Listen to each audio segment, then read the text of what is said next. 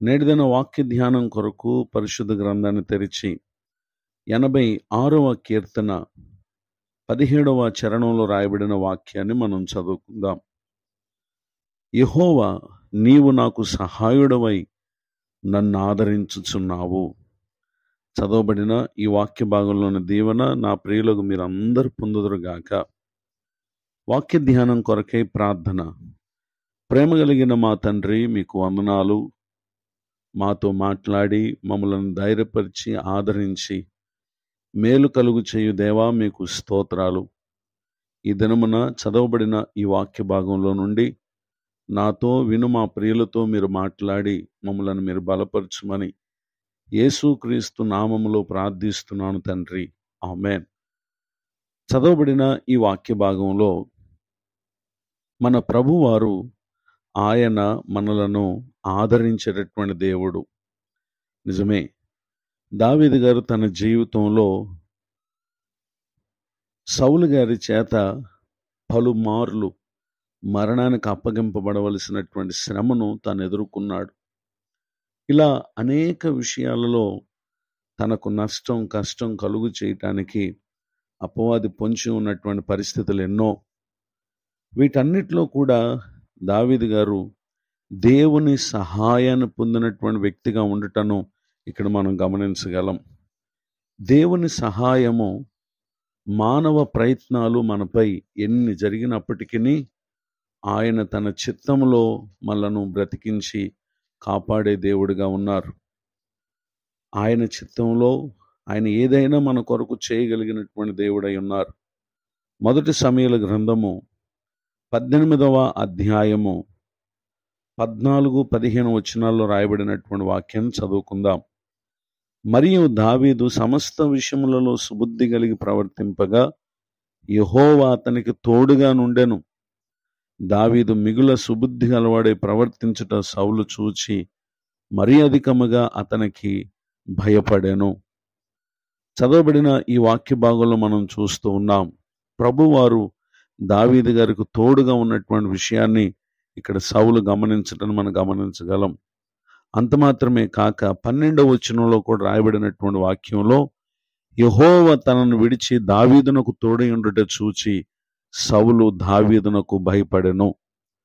ఒక సామాన్యమైన వ్యక్తిగా కాక సౌలు ఇశ్రాయేలు ప్రజలకు రాజుగా ఉండి దావీదు పట్ల తాను చేయదలిచిన ప్రతి ప్రయత్నం అది విఫలమైపోయింది. కారణం ఏంటంటే దావీదుకు ప్రభువారు తోడుగా ఉన్నారు. తోడుగా ఉండి తనకు సహాయం చేస్తూ తనను బాధపడు వేళలో, ఇబ్బంది కలుగున వేళలో, కృంగిపోవలసినటువంటి వేళలో దేవుడు తనను ఆదరించేటటువంటి విషయాలను ఇక్కడ మనం గమనించగలం.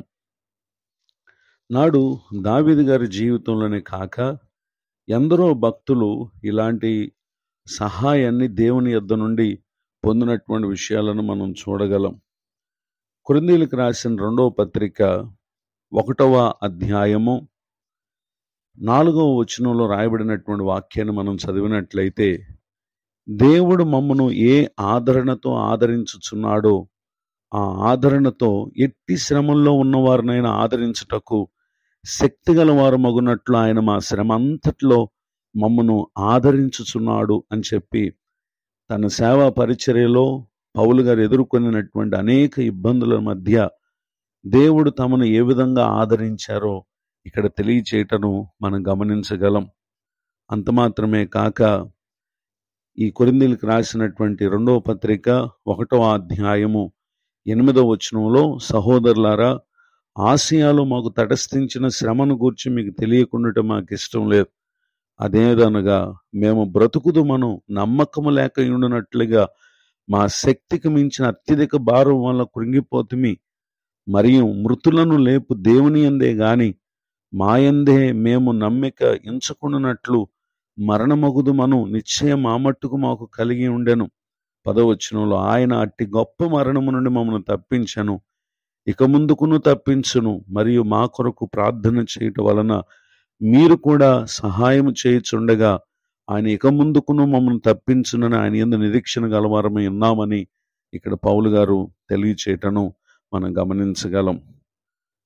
ఈ మాటలు వింటున్న నా ప్రియ సహోదరి సహోదరులు, నాటి కాలమునకు నేటి కాలమునకు యేసుక్రీస్తు ప్రభువారు ఆయన ఒకే దేవుడిగా ఉన్నారు, ఒకటే రీతిగా ఉన్నారు.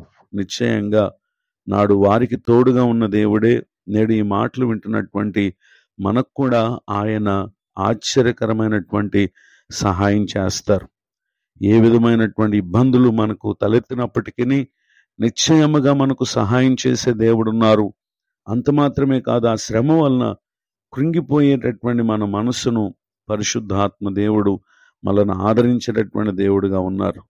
ఇటు దీవెనలకు నా ప్రియులకు మీరు పాత్రులు కావాలని హృదయపూర్వకంగా కోరుతూ మీ కొరకు ప్రార్థిస్తూ ఈ మాటలు ముగిస్తూ ఉన్నాను. ప్రార్థన. ప్రేమ కలిగిన మా తండ్రి, వందనాలు. నేడు విన్న ఈ మాటల ద్వారా మా ప్రియుల ఆత్మను మీరు ధైర్యపరిచినందుకు, బలపరిచినందుకు వందనాలు.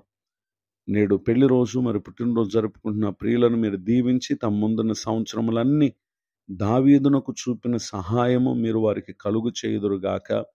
దావీదు పట్ల మీరు కనుపరిచిన ఆదరణ, పౌలు గారి పట్ల మీరు కనుపరిచిన ఆదరణ ఆ ముందున్న కాలమంతా నీ బిడ్డలు మీ యొద్ద నుండి పొందుదురుగాక. దైవజనులను, వారి కుటుంబాన్ని, సేవా పరిచయాన్ని దీవించండి. పలు ప్రయత్నాల్లో విఫలమై ఎంతమంది అయితే కృంగి అధైర్యపడుతున్నారు, ఇప్పుడే వారిని మీరు దర్శించుదురుగాక. యేసుక్రీస్తు నామమున బ్రతిమాలు ప్రార్థిస్తున్నాను తండ్రి, ఆమెన్. తండ్రి, కుమార, పరిశుద్ధాత్మ దేవుడితోడే నడిపించునుగాక, ఆమెన్.